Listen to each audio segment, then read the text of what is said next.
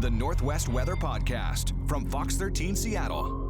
Hey, everybody. Welcome to the Northwest Weather Podcast. This is episode 19. Already 19 of them in. I love it. I'm Chief Meteorologist Brian McMillan here at Fox 13 Seattle. This right here is Mr. Adam Gerke, our traffic guru. Yes. And, also weather enthusiast as well, right? Weather, earth sciences enthusiast, indeed. Also cybersecurity expert. Also, Yeah. the man does it all. Yeah. He can rebuild your house if you'd like to. Yeah. How's your week been, Adam? Week has been busy and certainly has been I feel like still adjusting to the whole time change, even though we're several weeks into that. Oh, yeah. The big dark has descended upon us hard in the last few days. It really has. I mean, we're losing daylight like crazy. Yeah. In just a few days here, we're going to have our first sunset before 4:30 p.m. here in Seattle. It gets real hard. Yeah, and when it's gray all day and you don't even see the sunshine, and then it gets to be nighttime before you even get off of work, before most people get off of work. I mean, this is a tough time of year. So we're with you. Get your happy lights out, all that good stuff. I was in Los Angeles over the weekend. I went to go see the Seahawks-Rams game, which was so much fun.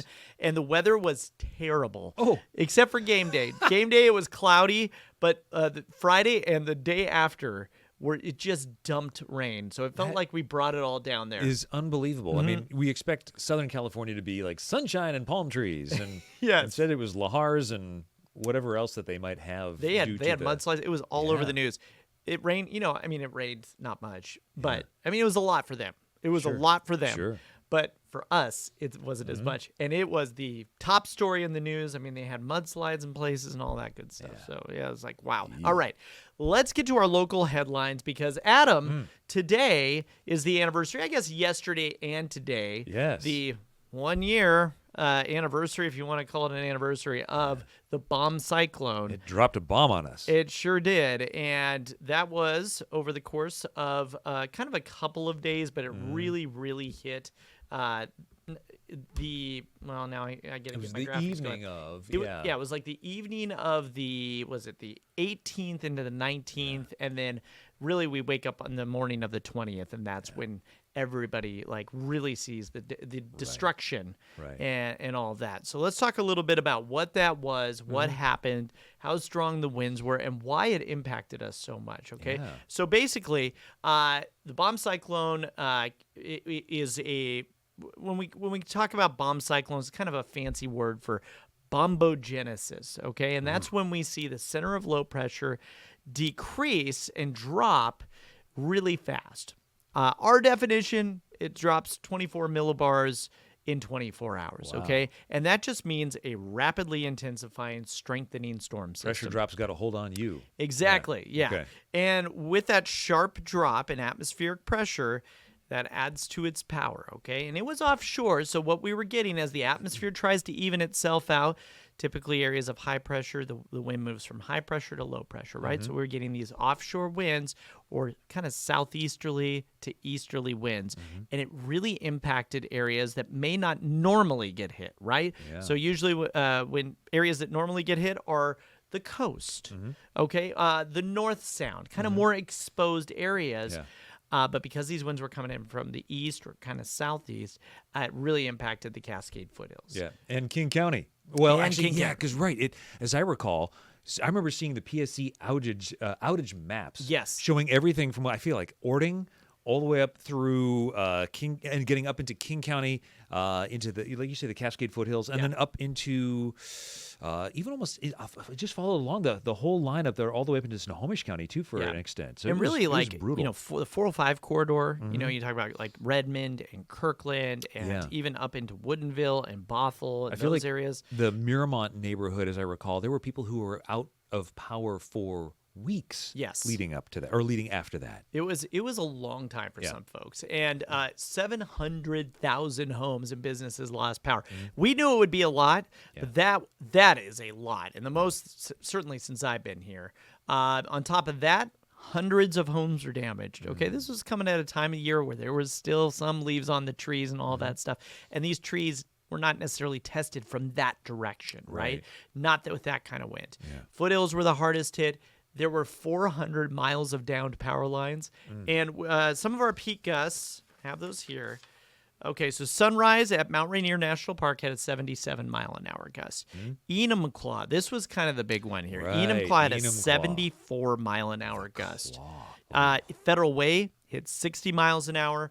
SeaTac had a almost 60-mile-an-hour gust. Olympia hit 52. Everett hit 52.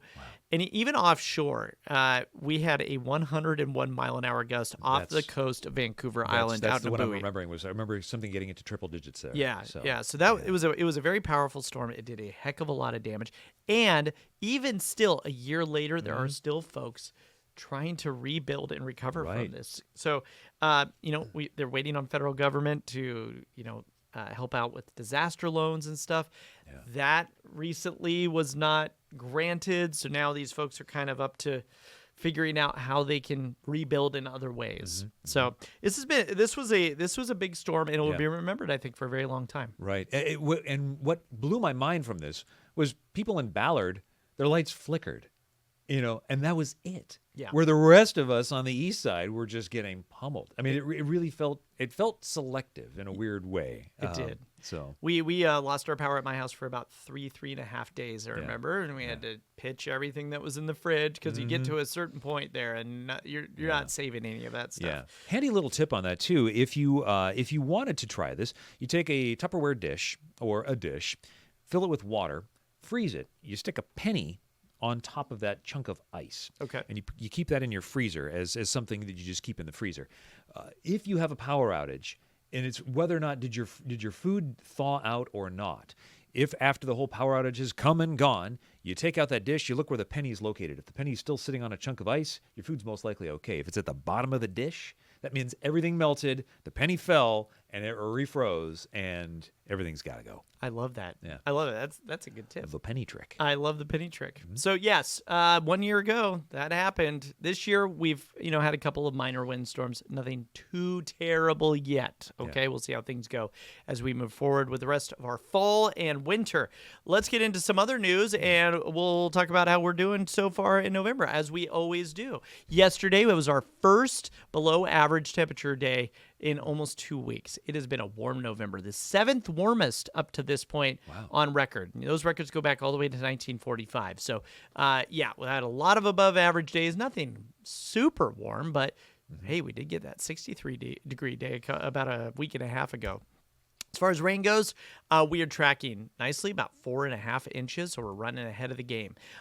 Tonight, I am expecting some rain, but it's going to be more dry than wet coming up over the next few days. We're recording this, by the way, on Wednesday, so early Thursday morning, we'll see some rain roll through, and then we dry out. And in fact, Friday looks great. Most of Saturday looks great as well. I don't see any more widespread rain until we get into Sunday. That's where we're going to be seeing, a little bit more shower activity, but overall, it's just not looking bad. One thing on this anniversary of the bomb cyclone, we are going to have a wind advisory in kind of those same areas that were really impacted.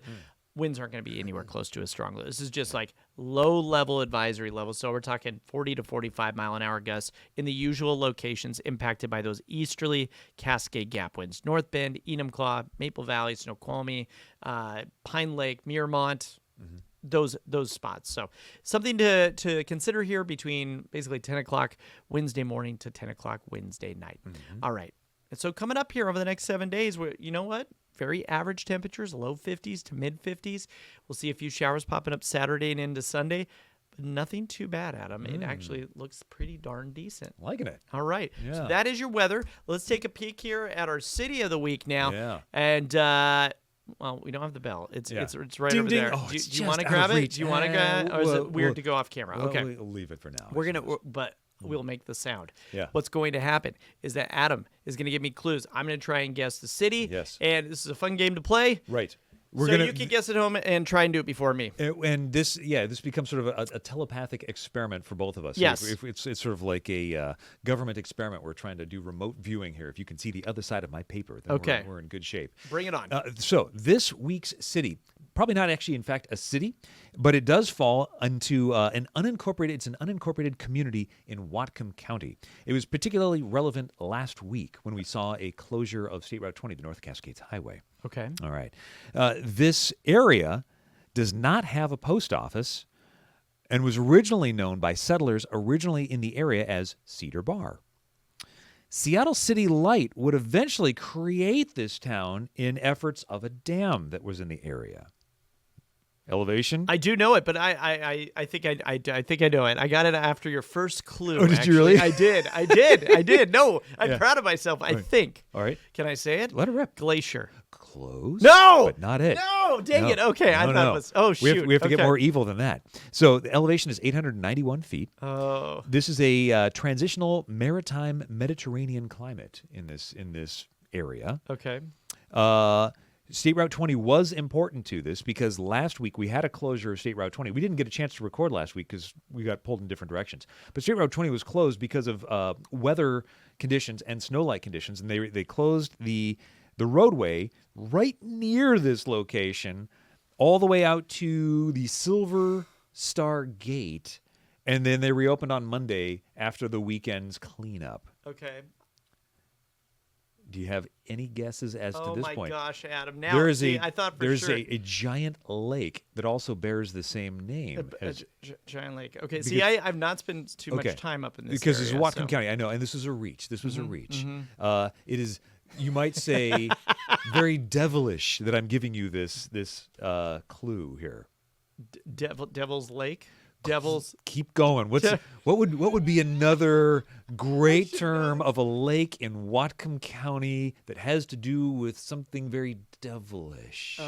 And there's a dam there named the same thing too.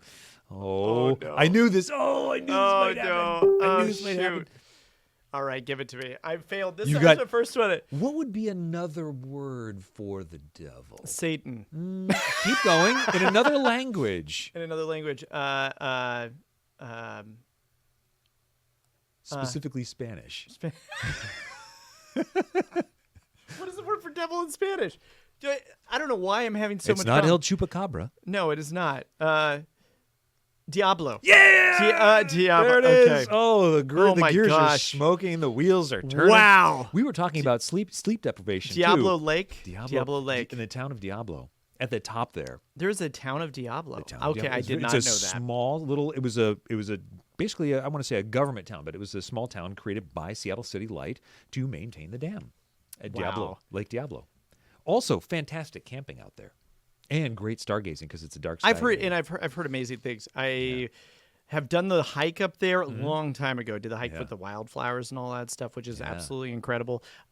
Yeah, that was a good one. That Sorry. was a tougher one. Yeah. No, don't be sorry. That Yeah. was good. But I it's hope really- everybody got it before me. Working on the mind meld. I thought I had it right away, and then Yeah. and then I got totally thrown off. But Glacier, not a bad guess because that's also neighboring, just a little further down the pike. See, whenever you're playing on a game show, this is your brain will lock up. Oh yeah.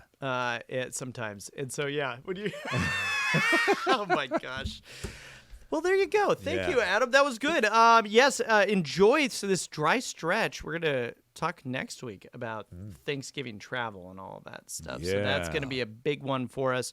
And up until then, next 7 days, no big storms on the way. So we're looking pretty good here during what is typically one of our wetter weeks out of the entire year. Best times, worst times to travel. We'll get into all of that. Oh, yeah. That'll be next week for episode 20. Thanks for joining us for the Northwest Weather Podcast. We will see you next week. Northwest Weather is available wherever you get your podcast.